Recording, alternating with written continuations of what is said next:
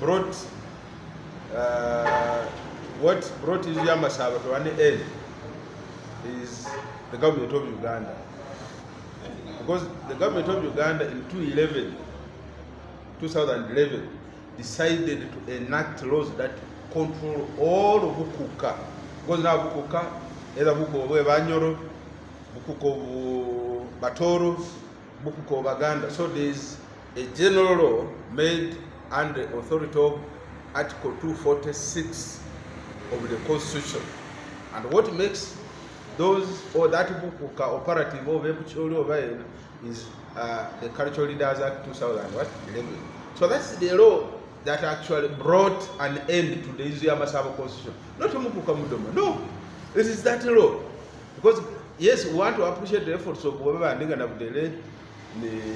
George Masiga, Chief Justice, and others. We appreciate for having come up with the Inzu Ya Masaba Constitution. But now, in the face of the Cultural Leaders Act and the Constitution of Uganda, that's the law that regulates Bukuka across the whole country. You cannot have a small law here.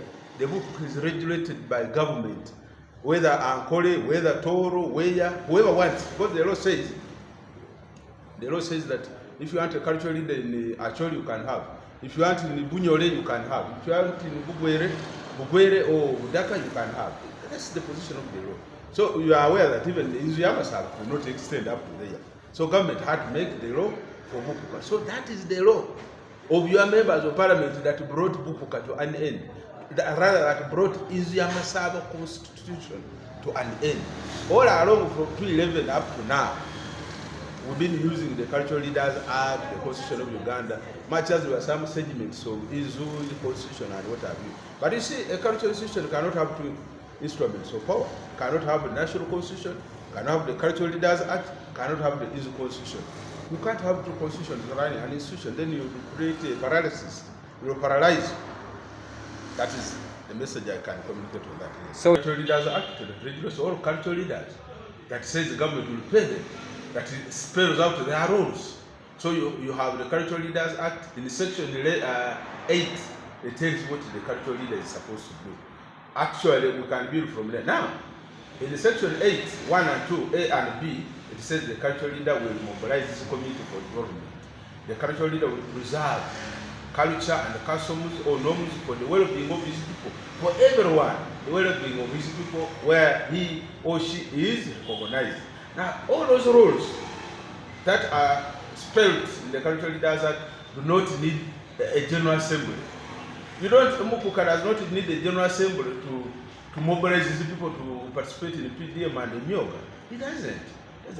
It doesn't need a General Assembly to preserve culture and customs. That can be done in clans and what have you. So, I want to put it on record now that what is killing many people across Masaba land, especially, it's just failure to appreciate what the law says. Failure to appreciate what the law says. Some people are not appreciating what is there now. Is the Bukuka. You know, the Inzu is not Bukuka. What is cultural in the Inzu? Can I be educated? What is cultural in the word Inzu? What is cultural in the word Inzu? There's nothing cultural in the name. The name, because the names have meanings, isn't it? Names have meanings. Weswa, what does your name mean? What does your name mean? Bamasika, Baroyaliraka. You get that? So names must have meanings. Inzu is not a cultural word. It's not cultural. But Bukuka, Umukuka, Bwe Bamasaba, that's cultural. So as I said, the name was crafted some time back, but as I said, it was overswept by the laws of Uganda. For anybody to say that. And section 19, subsection 1, the Ministry of Gender, Government of Uganda will continuously give us policies on how to run. We have one law, but it's segmented into two. There's what they call the cultural, the traditional and cultural leaders act. It's the same law. So you have traditional, that's Baganda. Cultural, that's traditional. So cultural, somebody is not born as a king. It's merely what? Identified. And the law actually is very careful. This one I must brief you media. The law is very careful. They never talk of an election. They talk of installment. Install, not elect. Because the election is very complex.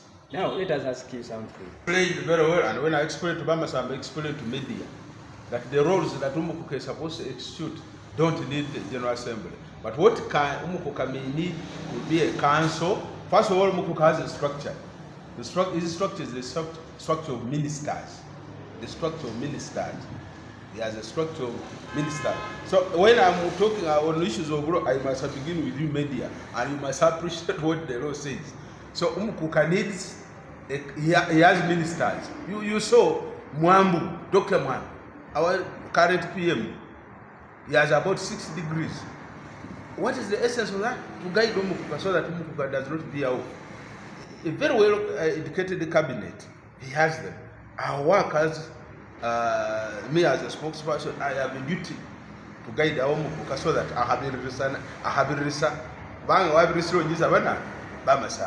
we also think it is proper, for example, to have a council, yes, a council of eminent elders, the likes of PM, former Prime Minister Walimbo Peke, assuming he wouldn't have joined politics by then, Justice Wangtuse, among others. So those are people we feel we can rely on, give guidance, among others, because you can have a council of about 15 ministers who can, elders who can sit once in a while to hear reports from the performance of the leaders of Inzu or Bukuka to see how they are performing. Off guidance can be rendered. And have another election or another identification of who replaces what him. That one is a matter that we cannot have compromise. So it will run. There may not be rotation because you see there are also people who are saying that after Umukuka Mudoma is done, we can now open up so that we have any person from anywhere, Masaba, can have from Duda, can have from Namisindo, Muguya, and Onare. But those are issues that call for detailed debates and discussions with this.